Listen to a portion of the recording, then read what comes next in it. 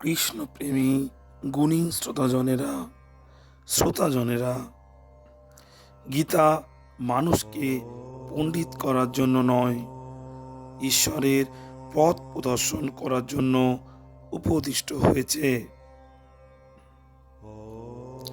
সাধক, মুমুক্ষু, জিজ্ঞাসু এবং ভক্তকে ঈশ্বরের শরণাগতির পথ প্রদর্শন করার নিমিত্তই গীতা উপদিষ্ট হয়েছে।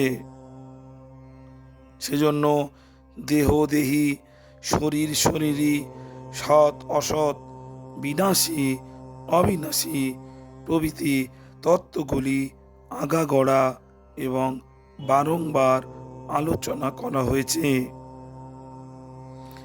এই দেহ এবং তার দেহী যে পৃথক, যতক্ষণ না সেই জ্ঞান হচ্ছে এবং বিবেক জাগ্রত হচ্ছে, ততক্ষণ সাধন মার্গে সাফল্য আসবে না। শুধুমাত্র গ্রন্থ পাঠে শাস্ত্রজ্ঞ হওয়া যাবে এবং জ্ঞানী হওয়া যাবে, কিন্তু সাধক হওয়া যাবে না। দেহপাত হলে কে স্বর্গে যাবে বা কে নরকে যাবে, দেহ নাকি দেহী?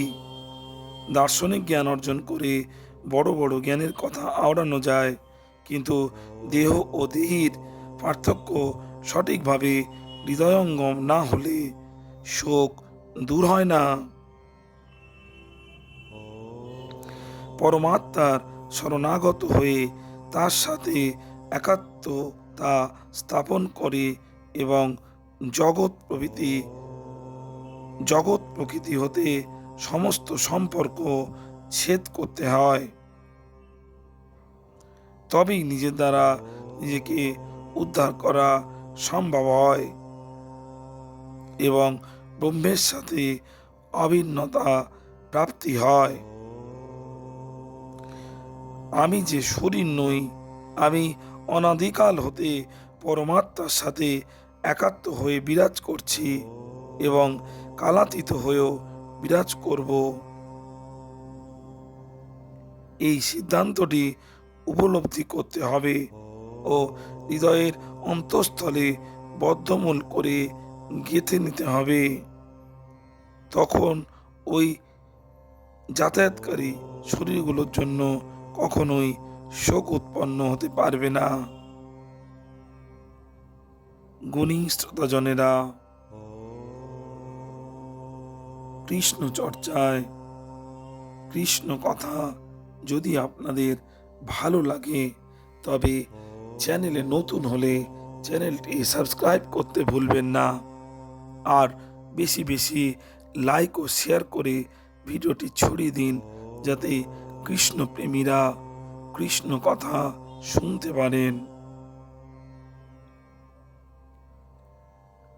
কৃষ্ণপ্রেমী শ্রোতাজনেরা, এটা মনে রাখবেন যে কোনো শরীরই বধ করা যায়, কিন্তু কোনো শরীরকেই বধ করা যায় না। শরীরই অবদ্ধ ও অবিনাশী, সেজন্য কোনো জীবের জন্যই শোক করা চলে না। ভালো থাকবেন শ্রোতাজনেরা। নমস্কার।